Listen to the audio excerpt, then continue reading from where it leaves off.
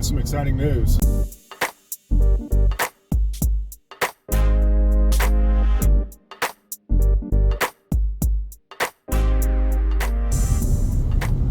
In a quarter mile, turn right onto US Highway 41 South. I'm going to do that because it might be new bike day. So let's go see. Ooh!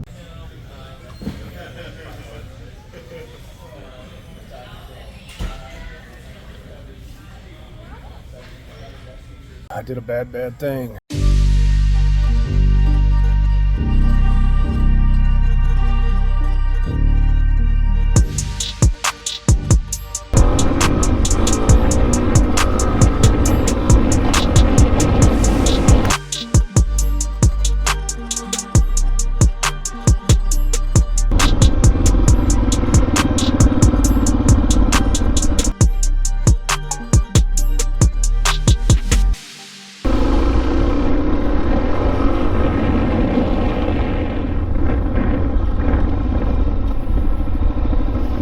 I've never really got to look at this because I don't want to drive down here in my car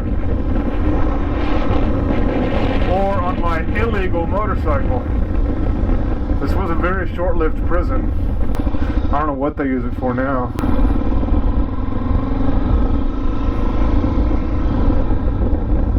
A little tent over there. What, is somebody sleeping over here?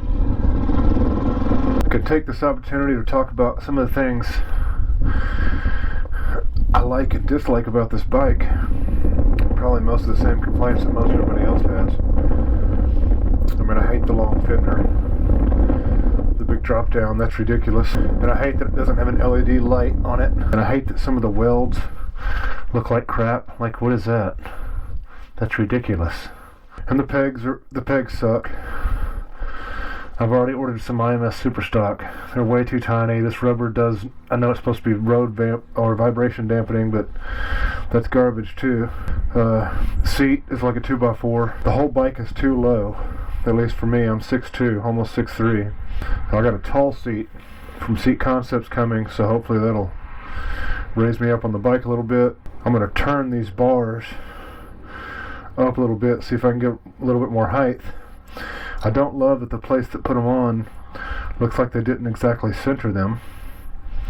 It looks like the whole bars need to come this way, but I don't know, 2/8 of an inch or something. So that's annoying. And she's quiet, which ain't great. Suspension's fully adjustable, I believe. I did have to do a little bit of an emergency stop earlier, and she was way too soft. So I definitely want to see about getting that tightened up. But what I like about it, everything else pretty much. Well, apparently these are magnesium, so I got some little covers coming to go on the whatever that is, the clutch case on the other side, so hopefully that'll prevent any damage. I mean, I'm not trying to take her off-road that much in trails or anything, so hopefully I don't drop her, but if I do, maybe that'll give me some added protection coverage. But yeah, that's pretty much it. I'm just doing the break-in right now. I've got 62 miles on her. I've got to get to 500 with the break-in with less than half throttle and at variable speeds. So that's what I'm trying to do now. About more than an hour on the seat, and your butt starts to hurt pretty bad with this seat. I do have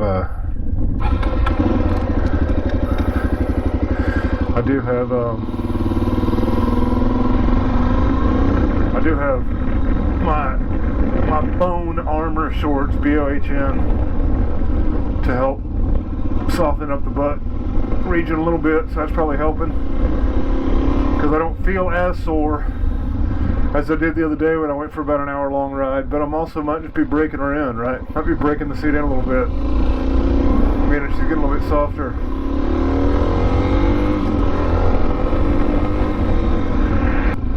The two main reasons I was holding off on getting this bike for so long. Let me pull over so y'all can hear me a little bit. Yeah, two main reasons I held off on getting this bike for so long. 5 gears, instead of 6. Be really nice to have a 6th gear at higher speeds. And the other thing is the fact that it's not fuel injected. The fact that it's still running on a carb, which means I can't put a pipe on it unless I rejet it. That's all a lot harder than just plugging in an ECU and throwing a new pipe on there. So that I'm both disappointed with those things, but I have a feeling Suzuki's probably not going to change that, at least until another company comes out with the 400 or something comparable. So, because they just want to keep on getting grandfathered in with the EPA and whatever the emission standards are. So, all right. So the last of my complaints for now.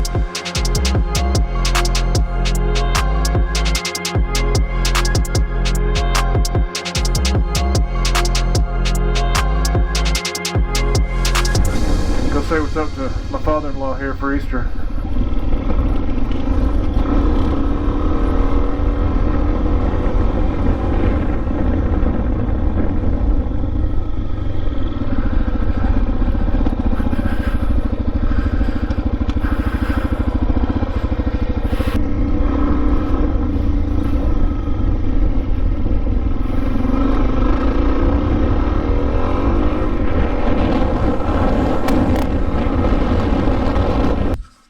Tripod is not in my, I was thinking, no, it's probably in my truck. Oh, it's not in my truck. I don't know where my tripod is. I don't know where my selfie stick is.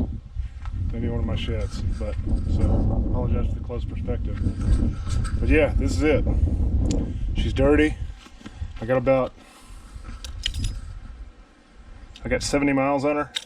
She had 1 mile on her when I loaded her on the trailer. There are blemishes that came, I don't know if you can see that black mark that came on it, that were already there. There were a couple spots, like there's dirt in the sticker. So, I mean, I don't care. I'm just pointing out some of the defects from the shop, from the place I bought it from. I've got it at Freedom Power Sports in McDonough, Georgia. But yeah, really, honestly, the only complaint I really have is about the handlebars and the fact that they're apparently not centered. Like if I measured, I'm sure they need to go. I mean, I haven't noticed because I'm just, it's new to me. But I'll loosen it up anyway because I'm going to roll these forward, try to get a little more height out of them. I'm going to roll them forward if I can, and which I should be able to. And then I'm not really going to worry about them until, like I say, until I get full upgrade, which, you know, I've definitely, this is going to be a little bit different than just the, probably a little bit different than it was with my KLX. So if I don't take it off road enough, I'm not even sure. You know, I think these just literally unscrew, so you can put bark busters in there. Do not do what I just did. There's a bolt now that screwed into that now is up there, because that whole thing is in the rubber piece, so you can just put bar mounts. Okay, I used a screwdriver to pull this rubber grommet out, and then my magnet was too big to fit in there, and my screwdrivers are magnetic, but they weren't strong enough to pull it out. So I tilted the bike. And it came out. So now I'm gonna attempt to get that son of a gun back in there. And I'm gonna do that just like that. I'm gonna put it on, and then I'm gonna stick it in. Okay, that's done. So yeah, that wasn't too big of a deal.